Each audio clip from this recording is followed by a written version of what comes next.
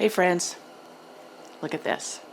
We'll talk more about this in a minute, but today let's talk about 11 things you need to know about growing Coreopsis. This is a great cottage flower, super easy to grow, and for many it is perennial.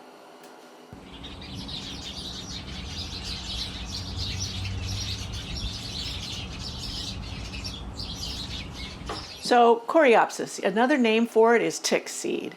And one thing that will help us to be successful in growing it is knowing how it grows in the wild.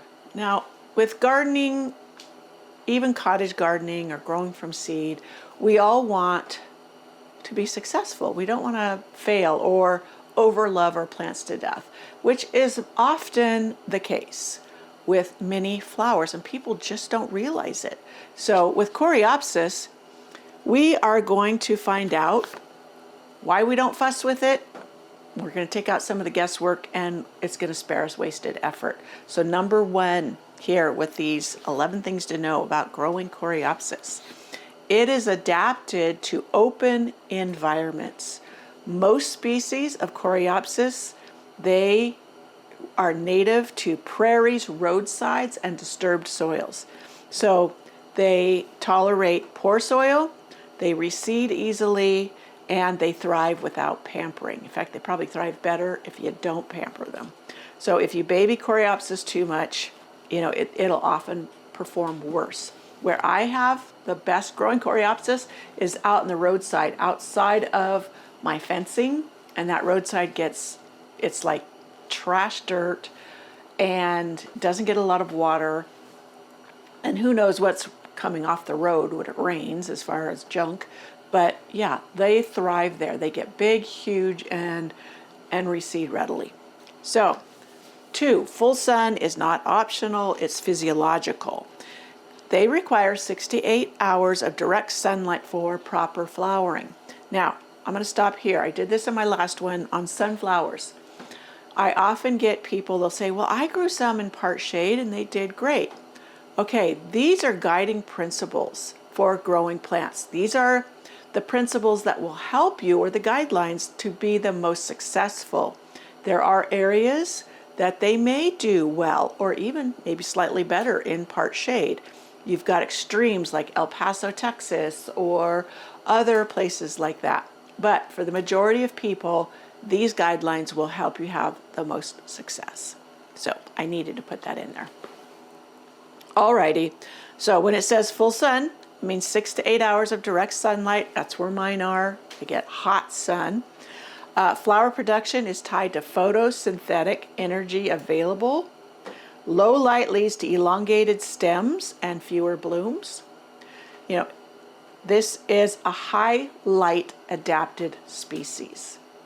So well-drained soil is critical. This is number 3, and it's not just a suggestion here. Research and extensive data shows consistently that they prefer sandy or well-drained soils. I can say that the soil mine are growing in is very sandy and loose. Roots require oxygenation for respiration. Now that's true for many, many plants. Waterlogged soil reduces oxygen, root stress, decline. So those are equations, meaning if it has less oxygen, it has root stress, and then they decline and won't grow for you. So this is one of the most important scientific factors for success. So number 4, they actually prefer lean soil. You'd be surprised at how many cottage flowers I've been speaking about do prefer less than rich soil. So not dead soil. I have to keep repeating that. So high fertility means more foliage and less flowers. Now some people will say, well, go to a high phosphorus fertilizer. Do you know that's not scientifically proven whatsoever? Many of the bloom boosters, all it does is have a lot less nitrogen in them and higher phosphorus, but it doesn't mean that's what your plant needs. So yeah, I think I need to do a video on that one because it seems to be a huge misnomer for many people. All right. Excess nitrogen shifts energy toward vegetative growth instead of reproduction. When when it wants to be reproduced, that's the flowers. The flowers then want to go to seed. That's why when you deadhead, it will produce more flowers because it is created to bloom, go to seed so it can reproduce. So skip the heavy fertilizing. Seeds, number 5, need light to germinate. I have, let me see, where did I do with it? Oh, it's right here in front of me. This is a Coreopsis, incredible. And I seeded in here. I need to take this and put it on my light rack because I can control the temperatures better. But all I did was seed it. I sprinkled very lightly a little tiny bit of the seed starting mix on it through a sieve, very lightly, and then watered it in well. Yes, so that is, what is that called? Photoblastic germination, yes. Coreopsis seeds germinate best with minimal soil coverage and light exposure. So don't bury the seeds deep, press them into the soil surface. The only reason I sprinkled a tiny bit of the soil, which probably wasn't enough to cover them whatsoever, was to keep them moister. And it gets usually pretty hot in here. It's been very cold this weekend because it was raining. So that's why I'm going to take it in and put it on the light rack. And the light in there will be perfect. I think this week we're supposed to get sun. I'm looking for the sun. But anyways, yes, so they need light to germinate. Okay, they are drought tolerant, like mini, but only after they're established. So they tolerate dry conditions very well. That's why they do great outside my fence by the roadside. But when they're young, they do need consistent moisture. Mine are already coming up. So while it's raining in the spring, they're getting that moisture. Mature plants develop deeper or more efficient root systems. And seedlings have limited root capacity. So it's kind of the same like with sunflowers and others that we've been talking about. Water early when they're little and then back off through the summer. Now, how much you water depends on your climate. Do you get rain? Do you not get rain? Is it very hot? Is it windy? The wind can also dry out the soil. So you've got all the variables. How much a person waters depends upon your conditions. Okay, 7. Now this one kind of surprised me. Coreopsis is not a strong competitor. Research shows it performs poorly when crowded by aggressive plants or grasses. Instead, it thrives in open gaps and disturbed soil. Mine is in an open area. Let's see. That's why it shines in cottage gardens, wildflower mixes, and edges and borders where it's not too crowded. 8. Now, some cottage gardens are crowded. Sometimes I do crowd things, and that's probably why I don't have Coreopsis growing anywhere but there, out in that open area. Okay. 8, it supports a wide range of pollinators. This is a plus. So it's nectar, it provides nectar and pollen for bees, butterflies, flies, and beetles. This comes from the Natural Resources Conservation Service. And then ecologically, this makes it a generous pollinator plant. That's one reason it's trending now in modern gardening. There's so many people going towards helping the pollinators and gardening for nature with things that help improve things for bugs, birds, all of the above. So deadheading, number 9, deadheading changes how the plant allocates energy. Yes, when you remove spent blooms, the plant redirects energy from seed production back to more flowers. And I did a video last summer and I shared how I deadhead my Coreopsis because it's big. And a lot of times it'll have a lot of the flowers are going to seed and it has a few blooms.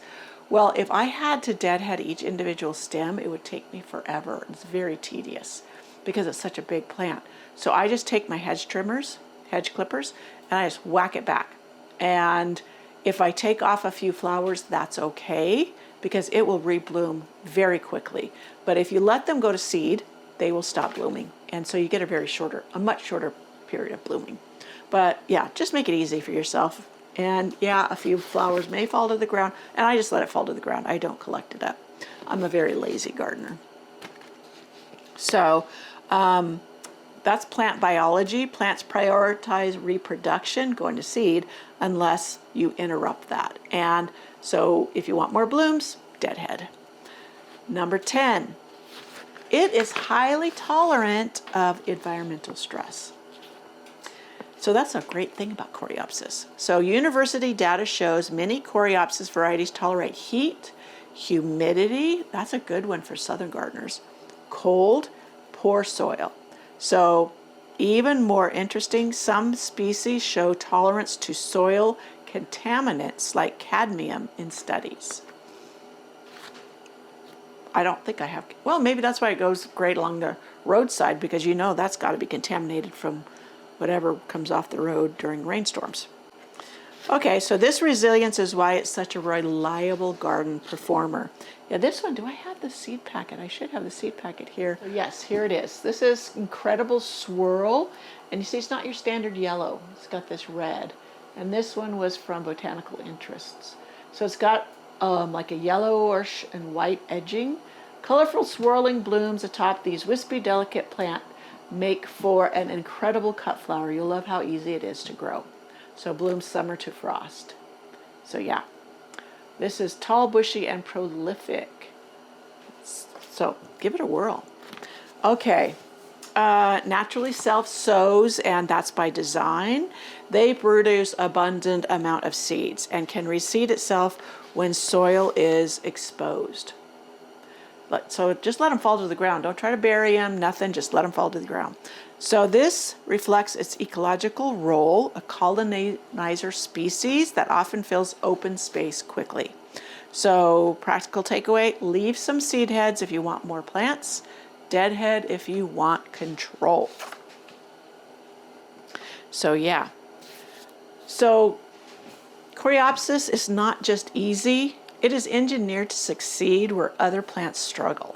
So if you give it sun, give it the proper amount of water, and you don't feed it, you will have beautiful blooms through the summer to enjoy. And collect the seeds, give them to friends, let them come up as they will, and just enjoy this incredibly easy cottage flower in your garden. I hope you enjoyed this video, learning more about how to grow Coreopsis and why ignoring it is probably your best method. So I'll see you in my next video and hear about this rose. Now, in a video I did not too long ago, it was on, I got a little bird's petal in there, my visit to Lowe's. And I was talking about this rose I saw that was incredibly fragrant. Oh, it was wet. And I just love it. I love this deep raspberry color. And when I mentioned the name of it, let me see, I always say it wrong. This one is True Serenity. There was a bunch of Serenity roses. The yellow one had a name. I can't remember all the names. This is the one I particularly fell in love with. But its attributes are not only that it's beautifully scented. Oh, my glasses. I'm going to read the tag for you. So I got this, like I said, at Lowe's, and it was $26. So that was a great price. So here is the attributes. It says, this continuously blooming hybrid tree shrub sports 4-inch vivid hot pink true rose flowers with 40+ petals over compact, upright form of glossy, dark green foliage. The spicy and fruity scented blooms appear on sturdy stems, making them excellent cut flowers. What was I reading? Oh, these are roses that can be grown by anyone. They are minus the hassle. They're true disease resistant and easy to care for, easy to love. Now, they are own root roses, which is what I lean towards or prefer because of our challenging conditions for roses. And sometimes they could actually get froze to the ground. That means that they will come back when their own root, the same rose. If they're grafted, it will come back a different rose what the graft base is. So yeah, if you're on the hunt for a rose, and they had several colors, like I said, they had a deeper red, they had a yellow, and they all have this Serenity name.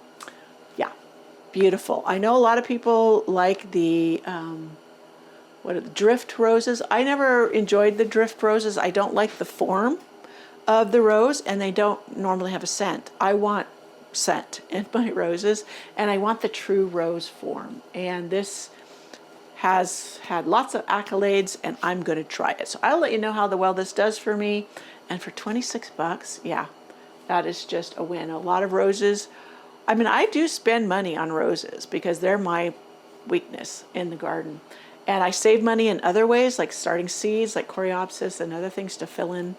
But this is where I spend my money. And to get one for $26, this one does great. You know what? And if they have, if I go back to Lowe's and they have them still, I may get more colors if that's what these are going, how these are going to perform.